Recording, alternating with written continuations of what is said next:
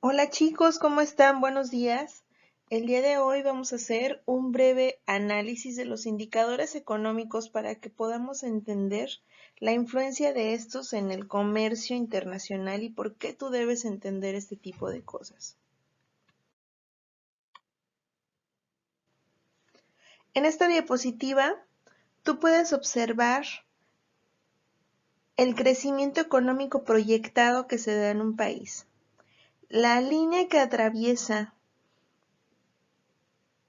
del centro de la diapositiva hacia arriba, la que dice crecimiento económico proyectado, es una línea que todas las economías, todos los países eh, manejan a más o menos un 4 o 5%, donde le dan al país de manera económica la intención de un crecimiento. Todos los políticos están manejando esta parte y dicen, no, tenemos un crecimiento proyectado de un tanto por ciento. Eso quiere decir que va a haber una inversión, que va a haber infraestructura para que ellos puedan manejar sus productos.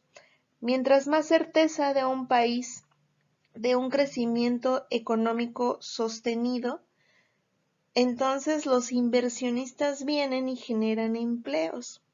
Pero una economía no es estable.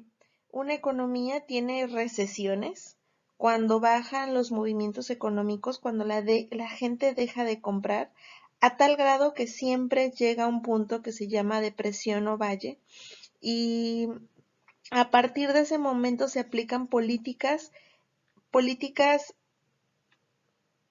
de recuperación, políticas expansivas se le llaman, donde por ejemplo en esas políticas de recuperación los bancos empiezan a mandar créditos a las pequeñas empresas o te hablan a la casa y te dicen, oiga, tenemos ofertas para que usted pueda comprar una nueva casa o pueda invertir en su pequeño negocio y ofrecemos créditos a menor porcentaje de interés, por ejemplo, y de esa manera empiezan a inyectar dinero en la economía de tal forma que se empiece a recuperar y es un vaivén, todo el año es un vaivén.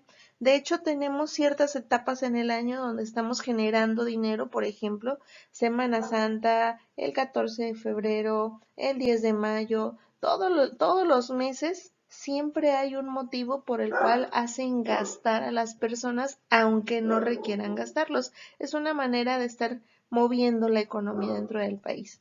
Pero aquí quiero que observes lo más importante. El crecimiento económico es la suma de del consumo, de los gastos de la inversión y de las importaciones y las exportaciones netas. Lo vamos a ver en las siguientes diapositivas.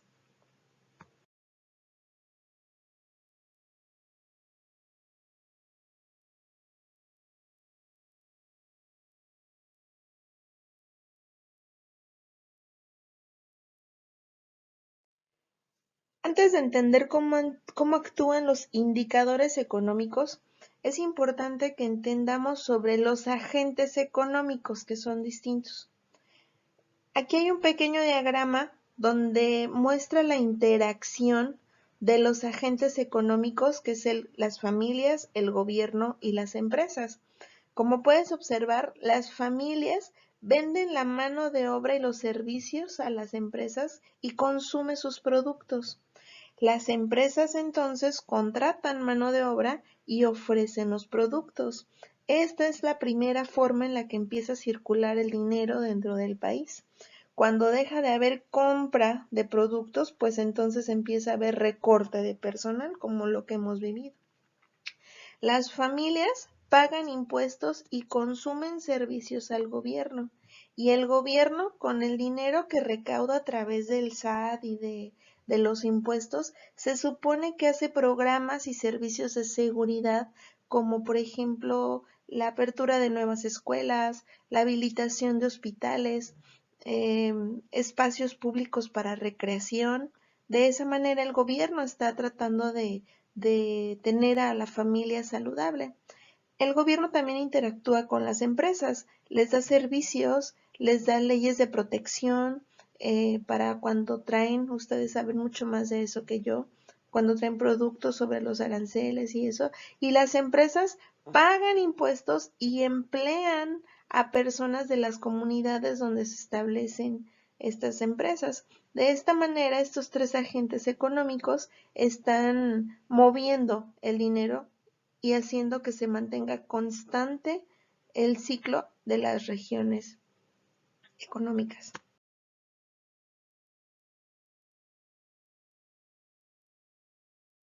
Seguramente este tema ya lo platicaste con tu maestro, con tu maestra de economía. El Producto Interno Bruto es uno de los indicadores económicos más importantes que nos miden a nivel internacional, porque mide la actividad económica de un país por periodos de tiempo. ¿Cómo es nuestro Producto Interno Bruto? Lo comparan al día de hoy con el año pasado y ahí determinan si ha crecido o no.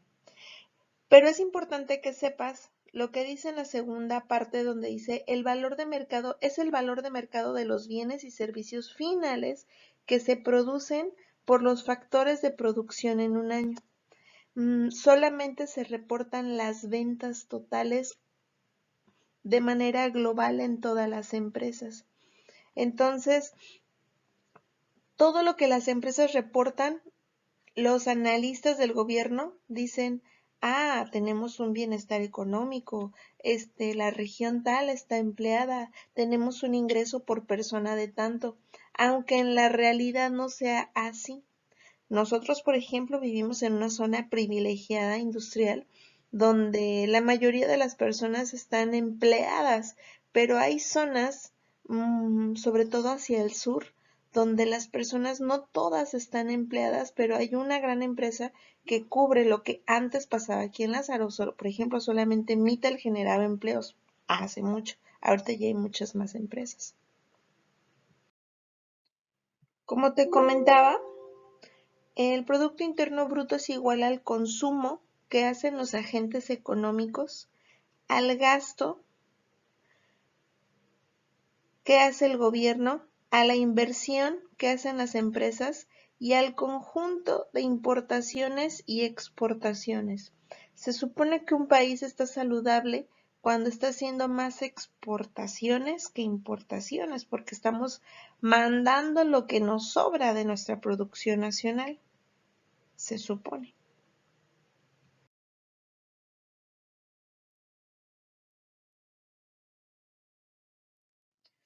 Índice Nacional de Precios al Consumidor, el segundo indicador económico más importante de nuestro país. Bueno, el Índice Nacional de Precios al Consumidor es un indicador económico.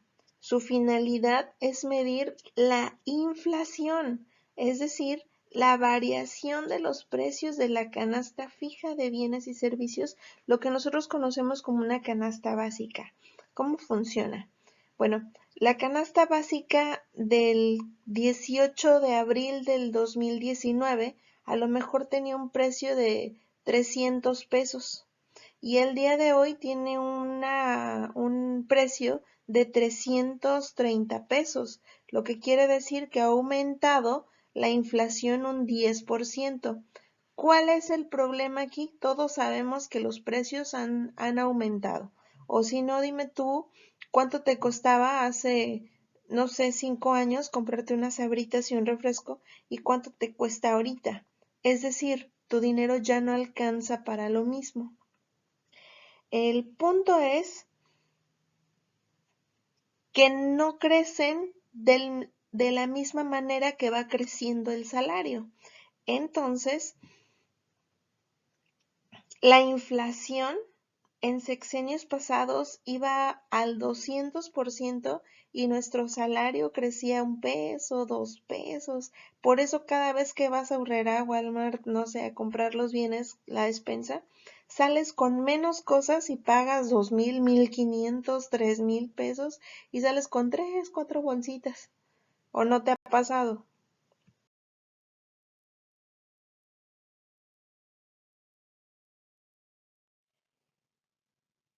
El punto fuerte del Índice Nacional de Precios es que ayuda a que el gobierno tome decisiones económicas respecto al comportamiento de los precios. Esto afecta directamente tu trabajo, tu gestión, porque tú sabes que a veces se ponen barreras para que otros productos no entren, haciendo modificaciones de precios internas. Algo bien interesante es que este indicador influye en la política fiscal y monetaria del país. La política fiscal tiene que ver con cuánto dinero se va a juntar a través de Hacienda y Crédito Público, cuántos impuestos va a haber, si va a crecer más el IVA, si va a crecer más las barreras arancelarias que se ponen, etcétera. Y en cuanto a la política monetaria, hablamos del Banco de México y de cuánto dinero se pone en distribución en el país, cuántos billetes se van a fabricar y cuál va a ser la protección que va a tener ante otros países el valor de nuestro peso. Y entonces es un indicador muy importante porque tiene efectos negativos ante la economía del país. El primero es la redistribución del ingreso. Por ejemplo, si tú tienes, no sé, 100 pesos y empieza a subir el huevo, tienes que tomar decisiones de comer otro tipo de proteína, pues porque ahorita el huevo a 60 pesos, pues está difícil y es más un lujo que una comidita de, vamos a desayunar un huevito. Entonces, no eres el único que vive eso, la redistribución del ingreso la hacen todas las familias. Cuando hablamos de la eficiencia, estamos hablando de cuánto hacemos rendir el dinero dentro de las empresas, qué tan eficiente es la inversión que se está haciendo. Y en cuanto a la producción y el empleo, pues también lo has vivido. Cuando hay una reducción de las compras, pues se saturan los mercados y tienen que bajar los precios. Y una forma de proteger a la empresa, de que la empresa se protege para no quebrar según, pues es que empieza a reducir el empleo. Lo hemos vivido. Incluso se avecina estamos en medio de una crisis por la contingencia en la que estamos y se avecina una reducción del empleo. Las empresas al no tener suficiente capital, lo primero que hacen es cortar cabezas. A diferencia de países del occidente, donde les ofrecen disminuir su capacidad productiva, pero no cortarles el empleo. Pues bien, chicos, este es el último indicador, también importante, que nos compara ante otros países. Y pues en México estamos en un punto triste sobre el empleo y la educación. Resulta que las personas que están muy preparadas, las empresas no tienen la capacidad de pagarles y exigen mucha mano de obra técnica, pero súper calificada. Estoy segura que ustedes han vivido esta parte. Entonces, cuando un país a nivel internacional muestra que tiene una estabilidad de empleo, quiere decir que pues que hay empresas, suficientes empresas que están invirtiendo, que están produciendo para mantener una estabilidad económica. En México no es lo que se vive, pero pues ha estado mejorando en este último sexenio. En resumen, los agentes económicos y el Producto Interno Bruto, que es el primer indicador, se relaciona de las siguientes de la siguiente manera. Las familias consumen y se emplean y disminuyen el empleo o desempleo del país. Interviene la política monetaria y fiscal para poder mantener bien, en conjunto con el gobierno que hace el gasto, manejando los precios y los intereses de la canasta básica que afecta la inflación o el índice nacional de precios al consumidor. Las empresas que hacen la inversión en el país se encargan de la producción, de generar producción y de estar reportando un Producto Interno Bruto saludable. Y los tres agentes, familia, gobierno y empresas, se encargan de motivar o de estar teniendo en una constante favorable las exportaciones del país. Y pues la política económica que lo maneja son las políticas de exportación.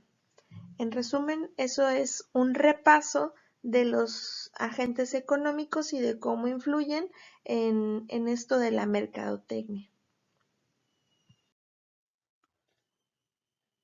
Pues bien, espero que haya quedado claro y vamos a seguir trabajando en conjunto.